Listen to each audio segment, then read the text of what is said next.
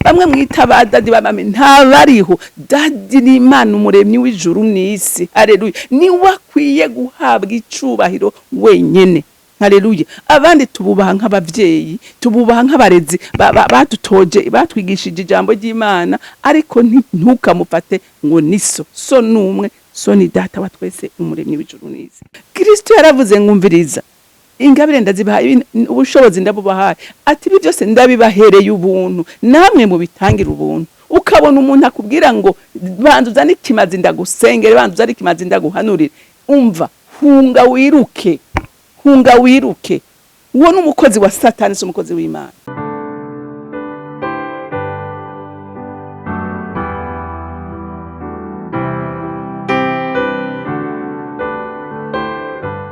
Bakunzi bahori CANAAN TV, ndanezerewe kandi gusubira guhura namwe ngo tuganire ijambo ry'Imana. Ariko imbere yuko dutangura gusangira ijambo, reka tubanze dushima Imana.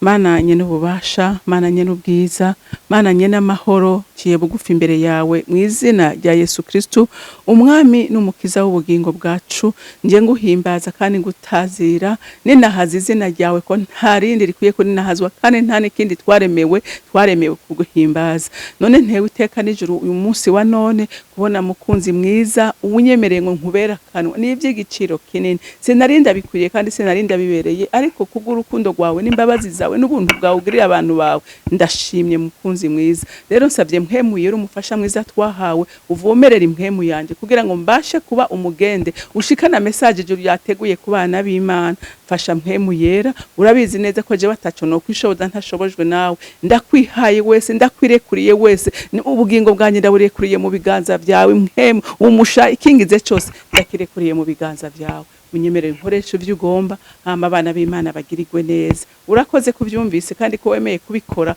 icubahiro ishimwe bibi vyawe. Nkaba ndabisenze ndavyizeye kuvyumvise mu izina rya Kristo Yesu.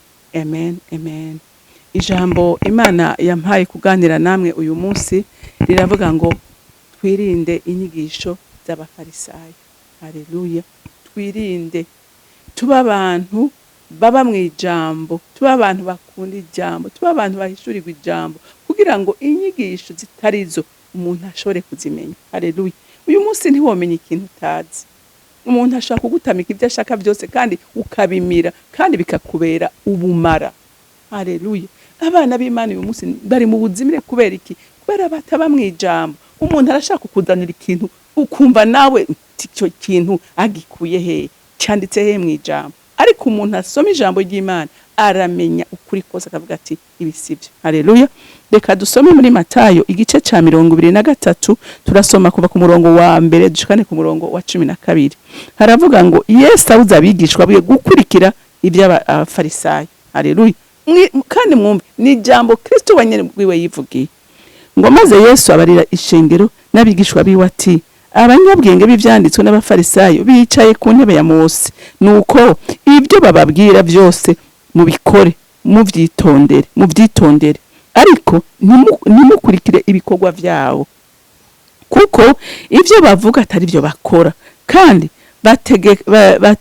batekera imitwaro iremereye igoye itwara, bakayikoreza abantu ku bitugu, ariko ubwabo ntibagomba kuyikoza ko n'urutoke.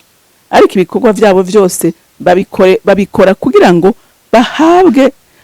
barabwe n'abantu, kuko udusandugu twabo turimwe amajambo y'Imana, batugira tunini, ubuyonga bw'impuzu zabo bakabwongereza.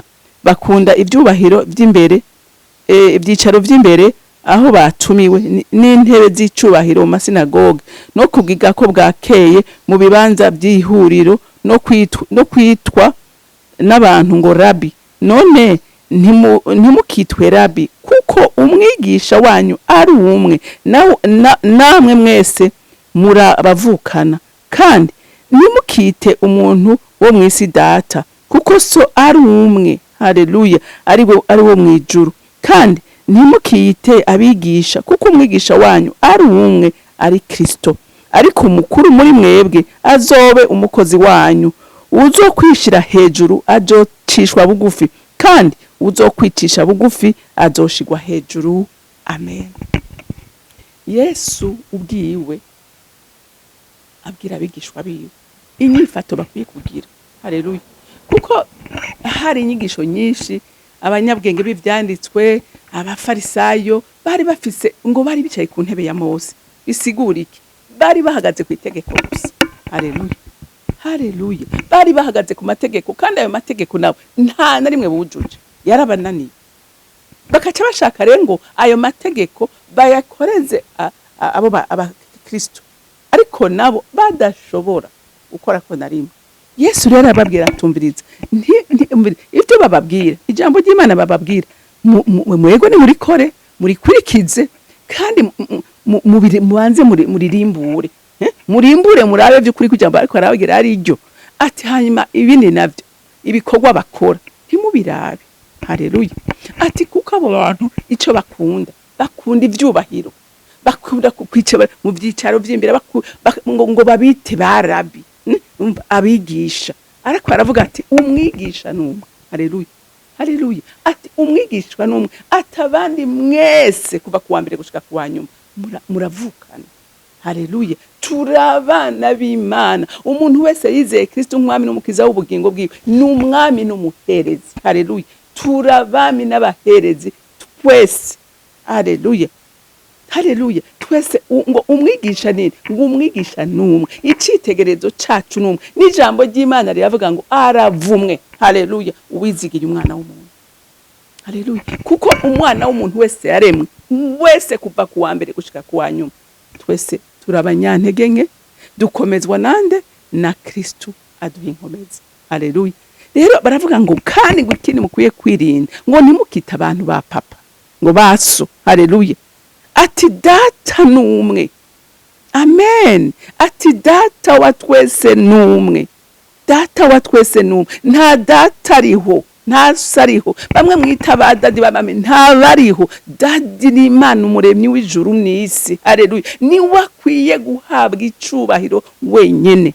Haleluya. Abandi tububaha nk'abavyeyi, tububaha nk'abarezi badutoje, batwigishije ijambo ry'Imana, ariko ntukamufate ngo niso. So numwe, so ni data wa twese umuremyi w'ijuru n'isi. Haleluya. Haleluya. Rero ngo Yesu arakera adukebura natwe uyu munsi mwijambo ryiwe. Uyu munsi nk'abana b'Imana by'ukuri turakwiye guhumuka amaso.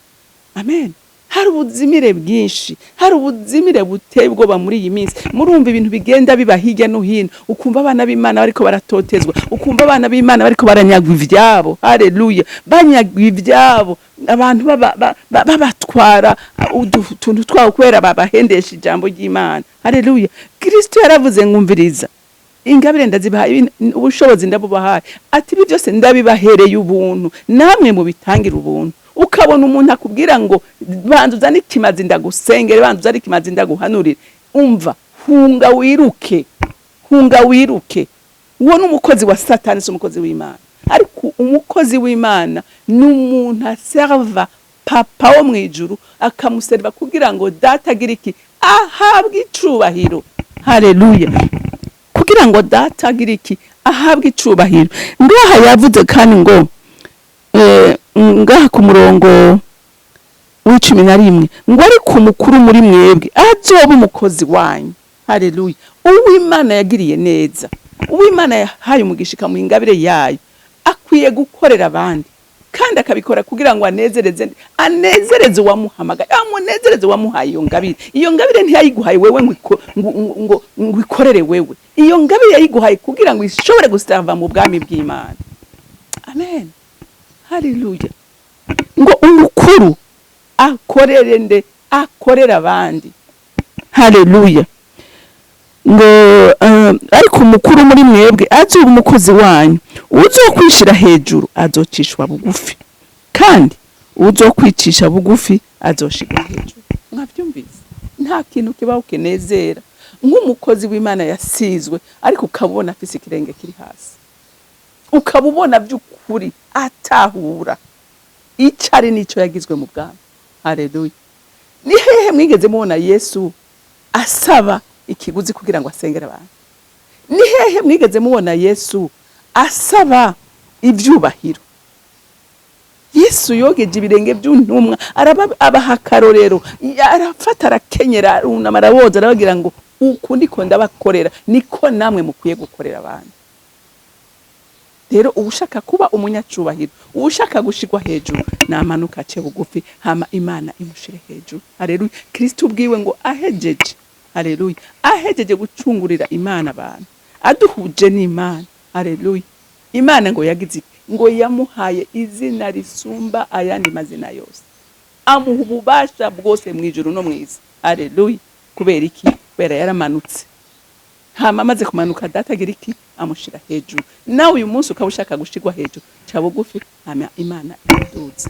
Amen. Haleluya. Bana b'Imana, nukuri twirinde tuba abantu b'abanyabwenge. Haleluya. Tuba abantu b'abanyabwenge, nitupfe kwavara ibintu byose tubonye. Amen. Ugwishurirwa kose, ubuhanuzi bwose buri muri iri jambo ry'Imana. Rero Imana yo mwijuru ibampera umugisha, mugira umunsi mwiza. Mana data rugira byose uri mwijuru, ndagushimiye kubw'ijambo ryawe. Mwemu yera mufasha mwiza twahawe, mwemu yera mwigisha mwiza. Jewe nigishije bike ariko ndagusabye imbabazi unyemerere ugendere abantu bawe, ubigishirize, ubatahuze urukundo rw'Imana, utahuze ukuri kw'ijambo ry'Imana, kuko nta kindi gishobora kubarera no kubatoza indero nziza atari iri jambo. Nta kindi gishobora kuba gukuza abana b'Imana ni iri jambo. Kandi data yararitanze aduha nawe mwemu uritwigisha kandi uridusobanurira tugarihishura gukundi. Ndagushimiye rero kwemeye kubikora, hanyuma icubahiro cyose n'amashimwe yose agarukire data mu izina rya Kristo Yesu. Nzenze nizeye kuvyumvise. Amen, amen. Mwarahezagiwe, mugira umunsi mwiza.